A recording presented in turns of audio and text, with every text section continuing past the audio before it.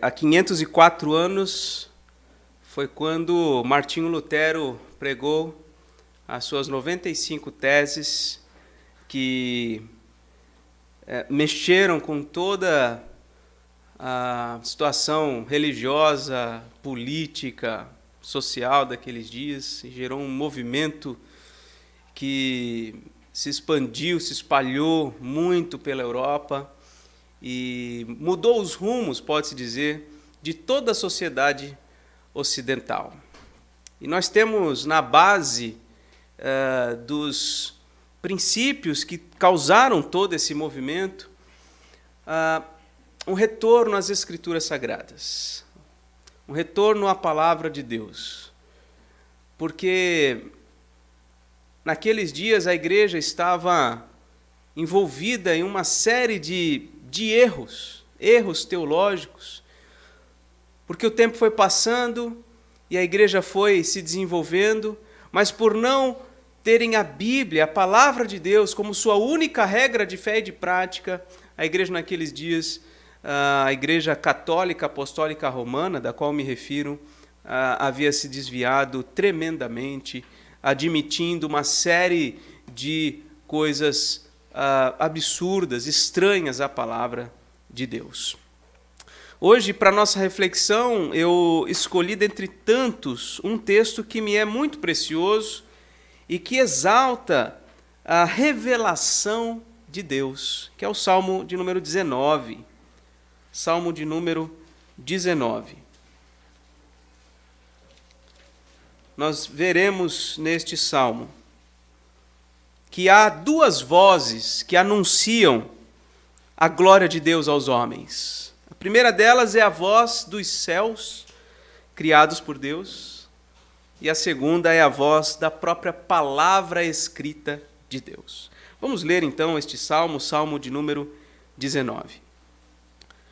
Os céus proclamam a glória de Deus, e o firmamento anuncia as obras das suas mãos. Um dia discursa a outro dia, e uma noite revela conhecimento a outra noite. Não há linguagem, nem há palavras, e deles não se ouve nenhum som.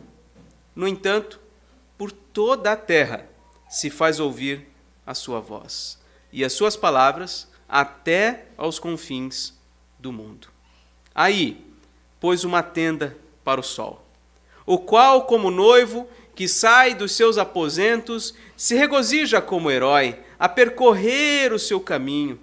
Principia numa extremidade dos céus, e até a outra vai o seu percurso, e nada refoge ao seu calor. A lei do Senhor é perfeita e restaura a alma. O testemunho do Senhor é fiel e dá sabedoria aos simples. Os preceitos do Senhor são retos e alegram o coração. O mandamento do Senhor é puro e ilumina os olhos. O temor do Senhor é límpido e permanece para sempre. Os juízos do Senhor são verdadeiros e todos, igualmente, justos. São mais desejáveis do que ouro, mais do que muito ouro depurado. E são mais doces do que o mel e o destilar dos favos. Além disso, por eles se admoesta o teu servo, em os guardar a grande recompensa. Quem há que possa discernir as próprias faltas? Absolve-me das que me são ocultas. Também da soberba guarda o teu servo, que ela não me domine. Então serei irrepreensível e ficarei livre de grande transgressão. Leia comigo o verso 14. As palavras dos meus lábios e o meditar do meu coração sejam agradáveis na tua presença, Senhor, rocha minha e redentor meu. Senhor nosso Deus, estamos, ó Pai, diante da tua palavra que é poderosa para nos transformar, palavra que é útil para nos ensinar, para nos consolar. Ó Deus bendito, que o Senhor, por meio desta mensagem, Pai, abra os nossos olhos para o valor desta palavra. Possamos ter, ó Deus, o coração aberto para isto que acabamos de ler e vamos estudar por alguns minutos. Abençoa-nos, ó Deus, pedimos em nome de Jesus. Amém. Como eu disse, este salmo nos ensina que há duas vozes que anunciam a glória de Deus. Uma delas a gente vê do versículo 1 até o versículo 6, que é a voz dos céus. A segunda, que a gente vê do versículo 7 até o versículo 9, é a voz da palavra escrita de Deus. E por fim, do verso 10 até o verso 14, nós veremos algumas respostas apropriadas a essa revelação do Senhor. Por este salmo, então, por meio dele, nós somos chamados a contemplar a glória de Deus, que é revelada a todos os homens, por meio da estrutura, do funcionamento dos astros celestes e também por meio da sua própria palavra, a revelação especial, da qual nós podemos nos beneficiar grandemente para conhecer o Senhor. Então, que ao final deste sermão estejamos admirados com a glória de Deus, possamos estar alegres por termos a palavra de Deus e dispostos a receber todo o benefício que ela proporciona. Vamos ver então, em primeiro lugar, essa voz dos céus, do versículo 1 até o versículo 6. Eu percebo aqui que a revelação da glória de Deus nos céus possui 4 características. A primeira delas é que é uma revelação contínua. Veja o versículo 1 e 2. Os céus proclamam a glória de Deus, e o firmamento anuncia as obras das suas mãos. Um dia discursa outro dia, e uma noite revela conhecimento a outra noite. A revelação da glória de Deus nos céus é contínua, porque não há um instante sequer da nossa vida em que não estejamos debaixo do céu. O céu está o tempo todo, muito perto de nós olharmos e vermos. E quem é no mundo que consegue, de fato, não olhar para o sol nem por um único instante? Quem é que não conhece o céu? Quem é que nunca viu as estrelas? Quem é que nunca viu o sol? Então, Deus colocou no próprio funcionamento dos céus a revelação, a proclamação da sua glória de maneira contínua, o tempo todo. Todos os seres humanos estão recebendo algo que revela Deus, algo que é expressão da glória de Deus. Além de ser contínua, a revelação da glória de Deus nos céus é silenciosa, porém eloquente. Observe o versículo 3 e o início do versículo 4. Não há linguagem, nem há palavras, e deles, do céu, do sol, da lua, de todas as coisas no céu, não se ouve nenhum som. No entanto, por toda a terra se faz ouvir a sua voz e as suas palavras até os confins do mundo. Essa declaração constante da glória de Deus nos céus, ela é silenciosa. Deus não está falando verbalmente quando o sol nasce, quando o sol segue o seu curso, por exemplo. Não há palavras, não há som, mas é uma voz que chega a todos os lugares do mundo de maneira eloquente. Basta o ser humano ter atenção, basta olhar para o céu, e nós já veremos que isso não poderia funcionar de uma maneira tão perfeita, de uma maneira tão exata, de uma maneira tão que nos traz tanto benefício como está exposto diante dos nossos olhos. É uma voz silenciosa, mas é uma voz eloquente, porque é suficiente para revelar a glória de Deus. além de ser contínua, além de ser silenciosa, porém eloquente, em terceiro lugar, a revelação da glória de Deus nos céus é uma revelação universal.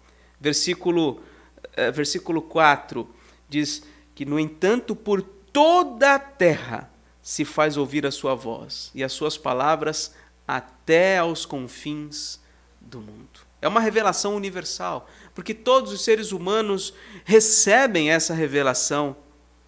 O apóstolo Paulo vai dizer em Romanos, capítulo 1, se você quiser abrir sua Bíblia comigo, Romanos, mas mantenha o Salmo 19 aberto. Romanos, capítulo 1, nós vemos aqui no versículo 20 em diante o seguinte: porque os atributos invisíveis de Deus, assim o seu eterno poder, como também a sua própria divindade, observe agora, claramente se reconhecem desde o princípio do mundo, sendo percebidos por meio das coisas que foram criadas. Tais homens são, por isso, indesculpáveis. Porquanto, tendo conhecimento de Deus, veja, o que eles têm ao observar a natureza é conhecimento de Deus. Eles conhecem Deus ao contemplar a natureza, ao contemplar os céus.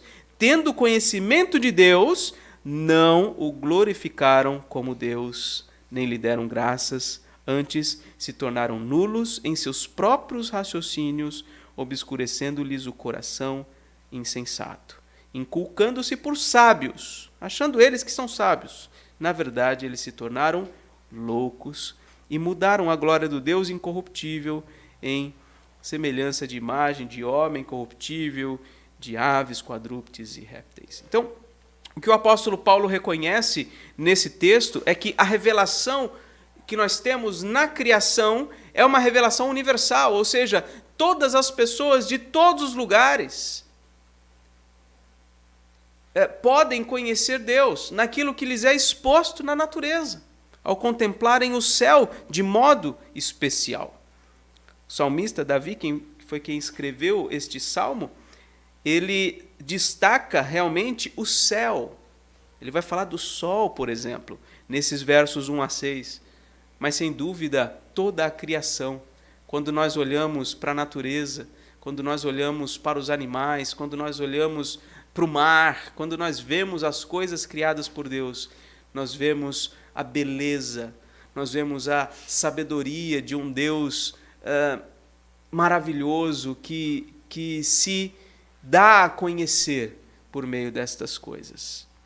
Então, a revelação da glória de Deus nos céus é contínua, é silenciosa, porém eloquente, é universal, e a quarta e última característica é uma revelação que é penetrante. Observe o versículo 4, o finalzinho, diz assim: aí pôs uma tenda para o sol. Ele está se referindo a uma extremidade da terra, né?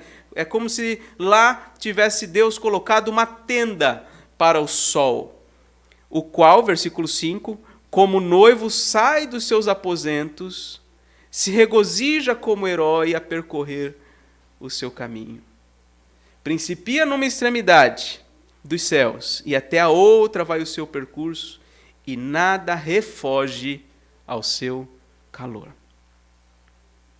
É uma revelação penetrante, porque toda a terra, assim como toda a terra recebe o calor do sol, e esse calor é o que gera vida, esse calor é o que desperta os homens que estão dormindo, esse sol, ele revela Deus e está diante de nós todos os dias. É óbvio que não se pode defender aqui nenhum contexto de nenhuma tese, nenhuma teoria da Terra plana, muito pelo contrário, mas dentro dessa linguagem poética é como se o sol dormisse de um lado, né? Acordasse, levantasse e percorresse o seu caminho. E ele diz aí, como um homem que sai dos seus aposentos, né? Como um noivo, e ele se regozija como herói percorrendo o seu caminho. E o verso final do verso 6, a linha final, nada refoge ao seu calor, nada foge. Nada tem como se abster do calor do sol. E uma coisa incrível que uma vez eu aprendi é que a Terra, obviamente, faz um movimento, o que está, vamos dizer assim, parado, né? É o Sol. A Terra que faz o seu movimento ao redor do Sol. E uma vez eu aprendi que a distância que a Terra está do Sol é a distância exata para que haja vida na Terra. Porque se estivesse um pouco mais perto, o calor na Terra seria insuportável. Não haveria condição de ter vida, de vivermos na Terra. E, por outro lado, se estivesse um pouco mais distante de onde está, também não poderia haver vida por conta do frio insuportável. Quer dizer, Deus organizou o funcionamento da nossa galáxia e de todo o universo para sustentar com vida a Terra. Isto é ou não é uma revelação estupenda, fascinante, de que alguém pôs a Terra onde ela está, pôs o céu onde ele está, o Sol onde ele está, e esse movimento todo funciona de acordo com a vontade de alguém que quer que a vida continue existindo. Então, nós temos a revelação no céu, uma revelação contínua, uma revelação eloquente, apesar de silenciosa, uma revelação universal, uma revelação que é penetrante, que todos experimentam, todos são beneficiados por ela. Porém, não é uma revelação suficiente para trazer salvação. Não é uma revelação, essa revelação nos céus, ela não é suficiente para dizer o que Deus requer do homem. Portanto, o Senhor Deus fez com que a sua palavra, a sua vontade, os seus desígnios fossem trazidos a nós por meio de revelação especial. Esta primeira, do verso 1 ao 6, podemos chamar de revelação geral, em que todos recebem, todos observam, todos conhecem Deus por meio dessas coisas, e se não dão glória a Deus, não agradecem a Deus, o fazem por rebeldia, o fazem por idolatria. Mas, além desta revelação geral, nós temos também a revelação especial que agora será celebrada do verso 7 ao verso 9. E eu quero, antes da gente entrar propriamente nesse texto, fazer menção ao primeiro parágrafo da Confissão de Fé de Westminster, um documento reformado que veio cerca de 100 anos após aquele estopim de Martinho Lutero, com as suas 95 teses. Esse documento ele foi escrito por volta de 1643, 46, por ali. E ele traz o seguinte, preste atenção. É o primeiro parágrafo do texto confessional. Ainda que a luz da natureza e as obras da criação e da providência de Deus manifestem de tal modo a bondade, a sabedoria e o poder de Deus que os homens ficam inexcusáveis, ou seja, indesculpáveis por não crer e não agradecer a Deus. Contudo, essas coisas não são suficientes para dar aquele conhecimento de Deus e da sua vontade necessário para a salvação. Por isso, foi o Senhor servido, em diversos tempos, de diferentes modos, revelar-se e dar à sua igreja aquela sua vontade, que não é revelada na criação. De que maneira ele fez isso? Depois, para melhor preservação e propagação da verdade, para o mais seguro estabelecimento e conforto da igreja, contra a corrupção da carne, malícia de Satanás e do mundo, foi ele igualmente servido fazê-la escrever toda. Isso torna indispensável a Escritura Sagrada.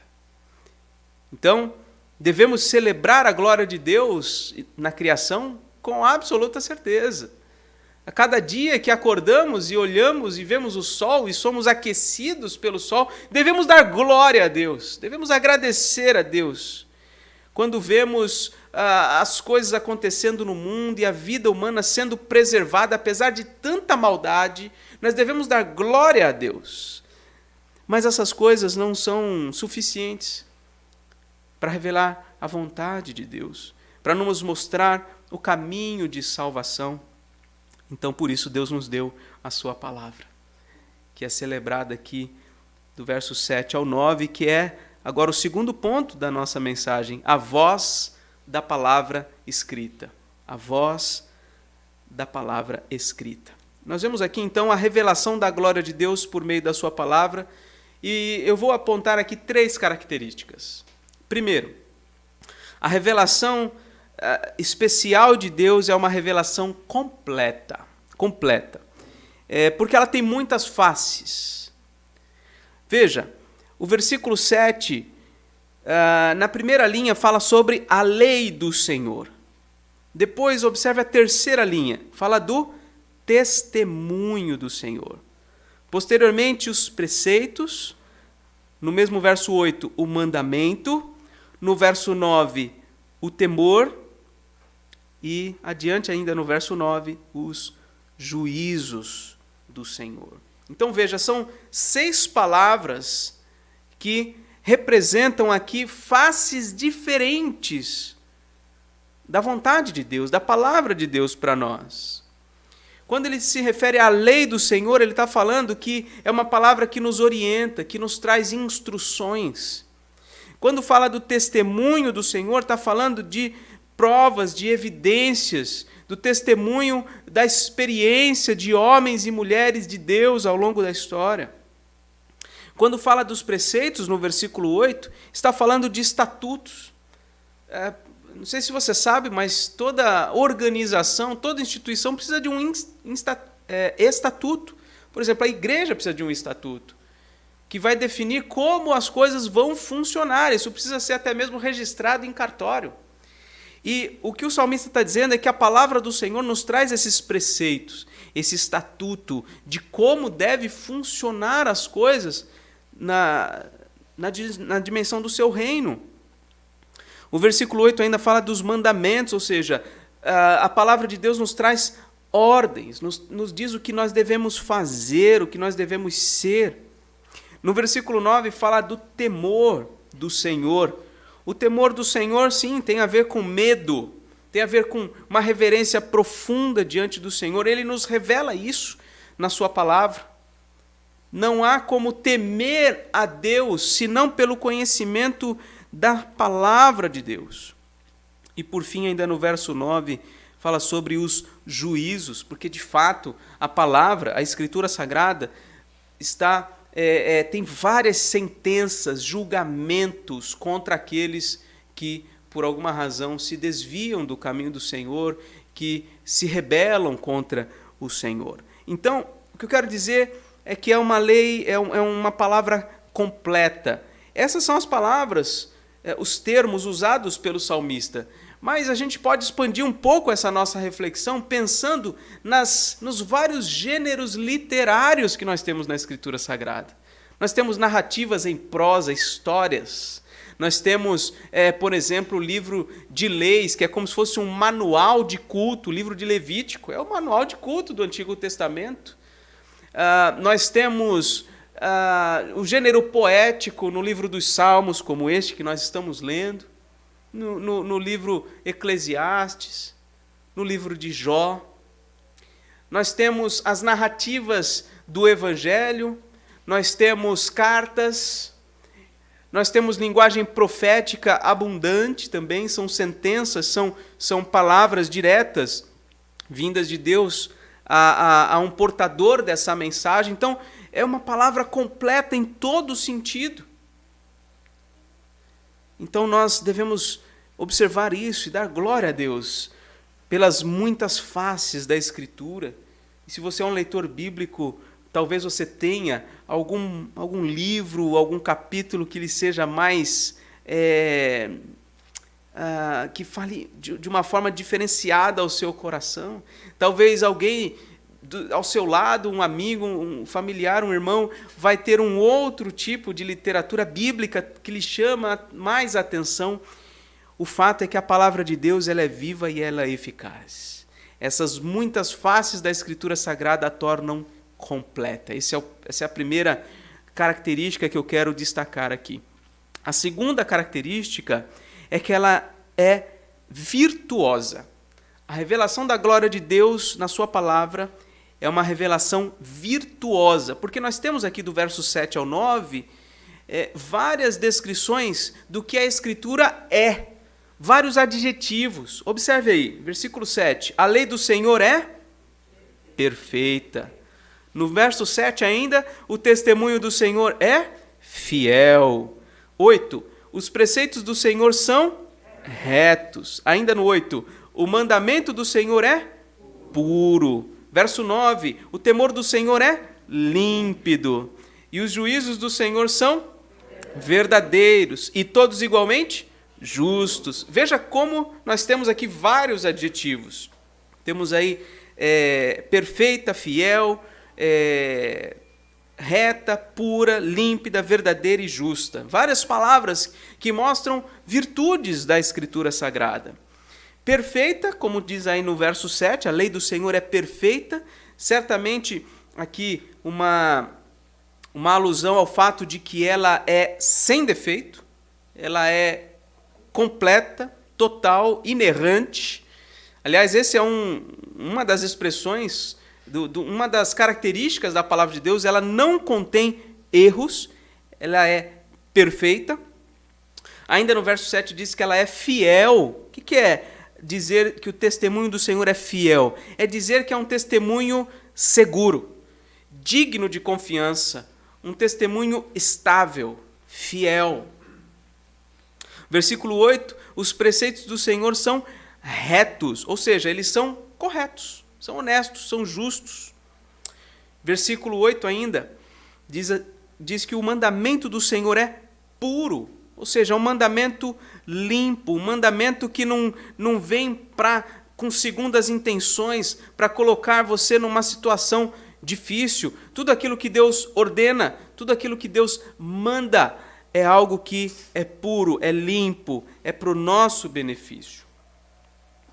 No versículo 9 diz que o temor do Senhor é límpido, uma palavra diferente, mas com o mesmo significado da anterior. Temor do Senhor é límpido, é puro, é limpo. E no verso 9 nós temos dois adjetivos aí. Os juízos do Senhor são verdadeiros e todos igualmente justos. Verdadeiros porque, da mesma forma, são confiáveis, são firmes, são fiéis. E justos porque são corretos. Então veja quantas virtudes. Num tempo como o nosso que estamos vivendo, em que tudo se torna mutável a qualquer momento, até mesmo a Constituição ela pode ser interpretada a gosto de quem está fazendo essa interpretação. As leis já não têm mais qualquer segurança. Aquilo que é estabelecido hoje pode ser mudado amanhã com muita facilidade, dependendo dos ventos ideológicos e políticos.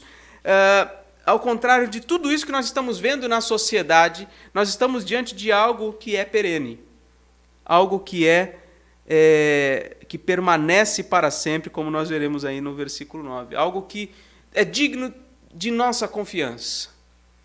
A Escritura Sagrada é a revelação de Deus suficiente e inerrante. E nós podemos, então, nos apropriar dela. Se há algo que nós precisamos ler e conhecer em profundidade nessa vida, esse algo é a palavra de Deus. Então, primeira característica da revelação da glória de Deus na sua palavra, ela é completa. São as muitas faces da Escritura. Segundo lugar, ela é virtuosa. Nós vimos aqui o que a Escritura é, com vários adjetivos. E, por fim, agora, ela é operosa. Porque esses versos também nos dizem o que a Escritura faz. Não só o que a Escritura é, mas também diz o que ela faz. Versículo 7. A lei do Senhor é perfeita e o que ela faz? Restaura a alma. Versículo 7 ainda. O testemunho do Senhor é fiel e o que ela faz? O que ele faz?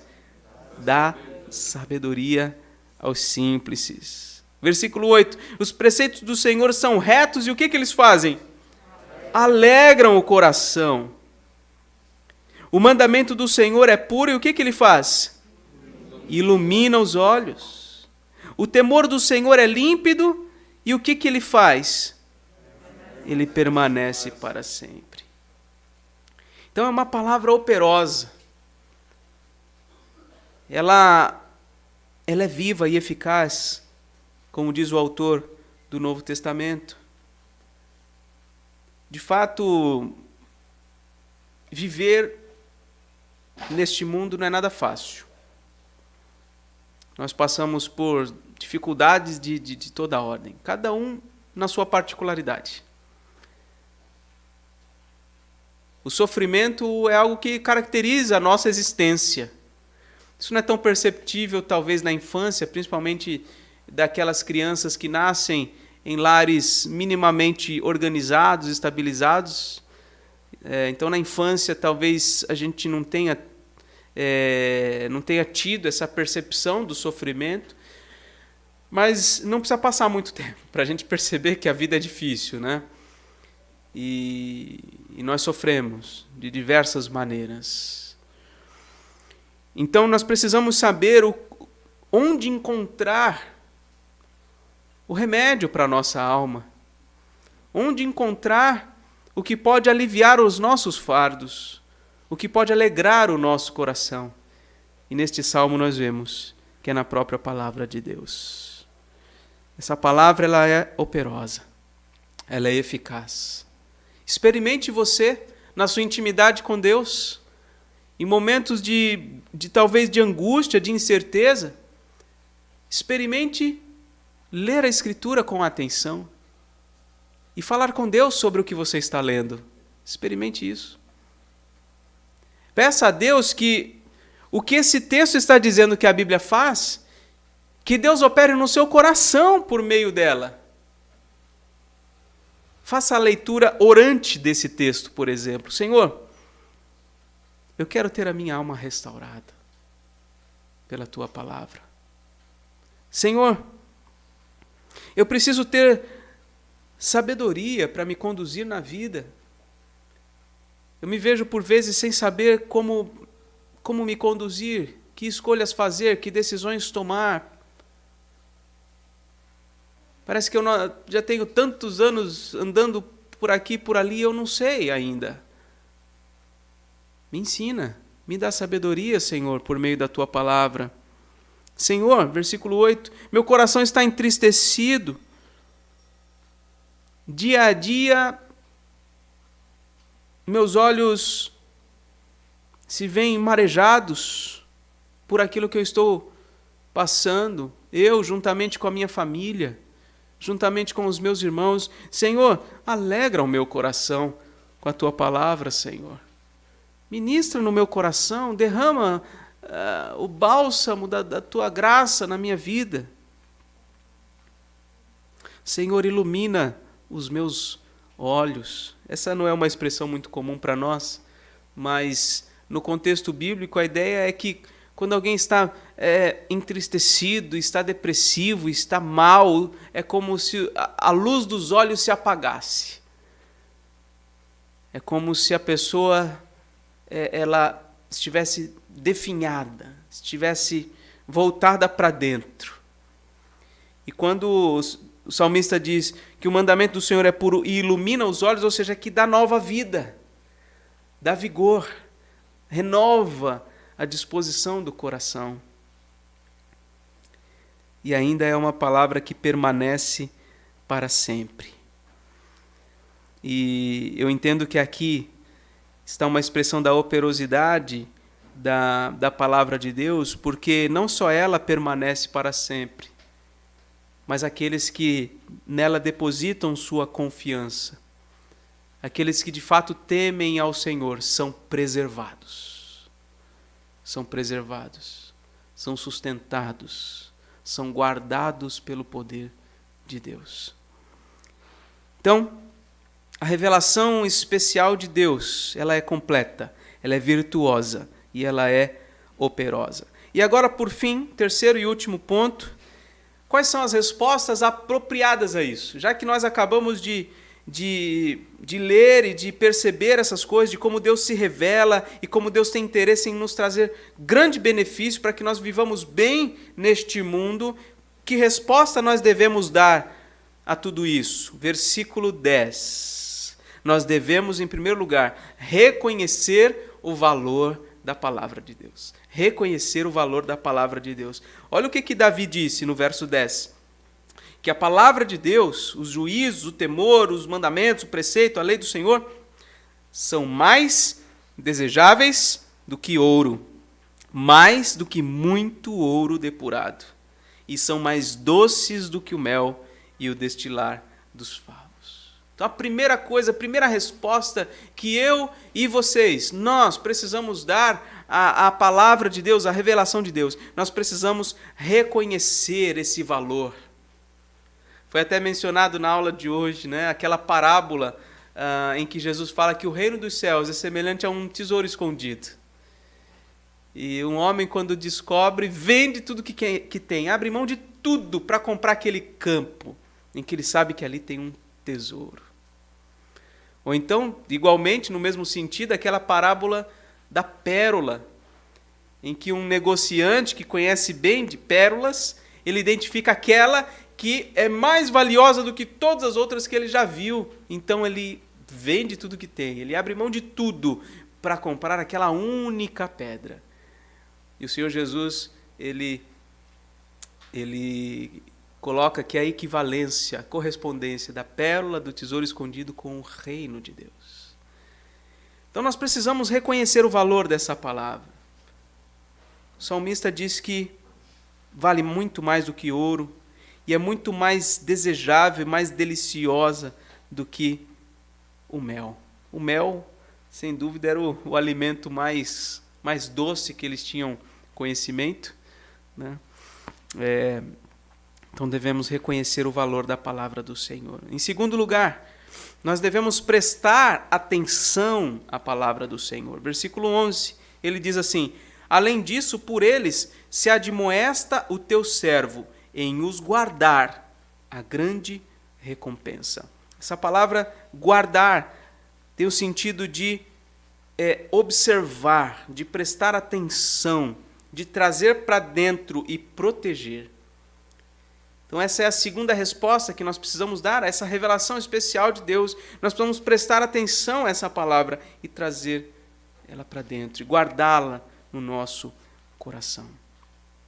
Terceira resposta, precisamos clamar por perdão, porque ela vai nos revelar quem nós somos. Versículo 12. Quem há que possa discernir as próprias faltas? Absolve-me das que me são ocultas.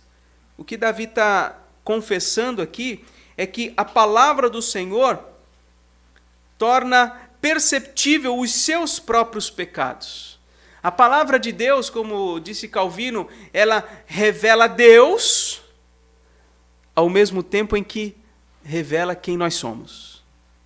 Revela quem Deus é e revela quem nós somos. Porque, inevitavelmente, nós nos comparamos com o Senhor, com o padrão de santidade, de pureza, de glória desse Deus.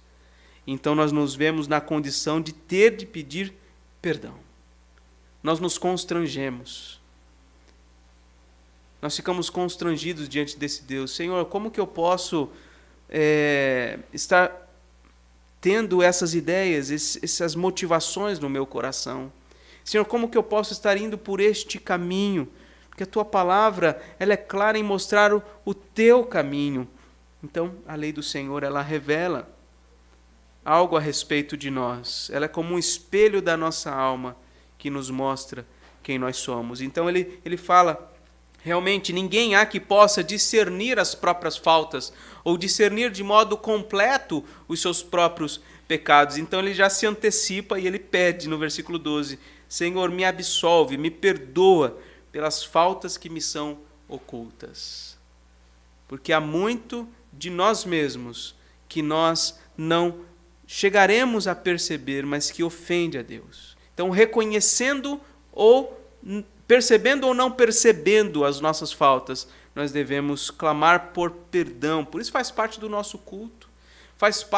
Deve fazer parte das nossas orações diárias, especialmente dessas orações, dessas leituras orantes que eu acabei de mencionar, porque à medida que nós lemos e vamos orando sobre o texto bíblico, nós vamos percebendo coisas que precisam ser mudadas na nossa vida. Então nós precisamos clamar por perdão. Essa é a terceira resposta apropriada à palavra de Deus. A quarta, manter a humildade. Versículo 13. Também da soberba, guarda o teu servo, que ela, a soberba, não me domine, então serei irrepreensível e ficarei livre de grande transgressão. Então, a quarta resposta é que nós devemos manter a humildade, clamar ao Senhor: Senhor, me livra da soberba, me ajuda a ser humilde. Eu não posso ser dominado por um sentimento de que eu sou o ator principal da minha vida. Me ajuda a lembrar, Senhor, que eu sou apenas um coadjuvante a serviço do Senhor. Eu devo viver para glorificar o Teu nome. O Teu nome precisa aparecer na minha vida e não o meu próprio. A palavra de Deus nos leva a isso. A entender que nós não podemos sobressair de modo nenhum. Quem deve sobressair na nossa vida é o Senhor nosso Deus. Então, manter a humildade é a quarta resposta apropriada. A quinta resposta, nós devemos desejar ser agradáveis ao Senhor. Veja o versículo 14. As palavras dos meus lábios e o meditar do meu coração sejam agradáveis na tua presença. Então, a quinta resposta apropriada à palavra de Deus é que nós devemos desejar com nossas palavras e com nossos pensamentos, com aquilo que está dentro de nós. Devemos desejar com tudo isso sermos agradáveis a Deus. Agradáveis. Mais do que participar de um culto público como este que nós estamos participando, mais do que eventualmente entregar dízimos e ofertas, mais do que realizar qualquer obra de misericórdia impactante, mais do que tudo isso, que as nossas palavras e os nossos pensamentos sejam agradáveis ao Senhor. E a sexta e última resposta apropriada à palavra de Deus está no finalzinho do versículo 14, quando o salmista diz: Senhor, rocha minha e redentor meu. Aqui está a última resposta apropriada. Nós devemos usando a mesma palavra, nos apropriar deste relacionamento pessoal com o Senhor.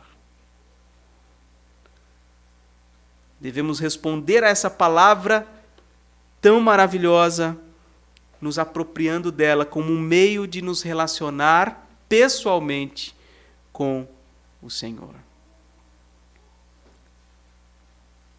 E ele diz aqui, ele se refere ao Senhor como rocha, ou seja, como um porto seguro, como alguém em quem ele tem segurança. E fala ainda, redentor meu, aquele que me resgata, aquele que paga a minha conta, aquele que me tira de um contexto de escravidão e me põe em liberdade. Ele é o meu redentor.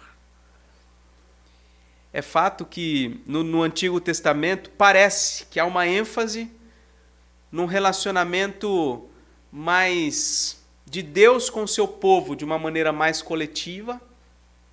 E o Novo Testamento parece que traz uma ênfase maior no relacionamento de Deus com os seus filhos, de modo particular.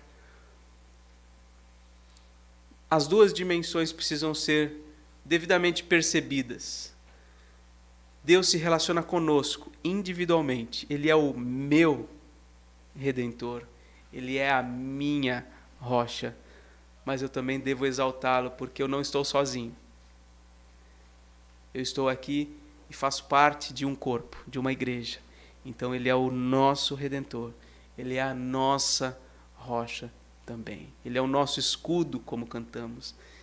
Ele é a nossa espada. Ele é o nosso castelo forte. Então, apenas para resumir finalmente, as respostas apropriadas à palavra de Deus. Reconhecer o valor dessa palavra, prestar atenção a ela, clamar por perdão, manter a humildade, desejar ser agradável ao Senhor e, por último, nos apropriar desse relacionamento pessoal com o Senhor. O Deus que se revela no mundo inteiro, nos céus, através dos céus, de maneira distante, Ele também se revela de modo muito pessoal e particular como o Senhor do seu povo.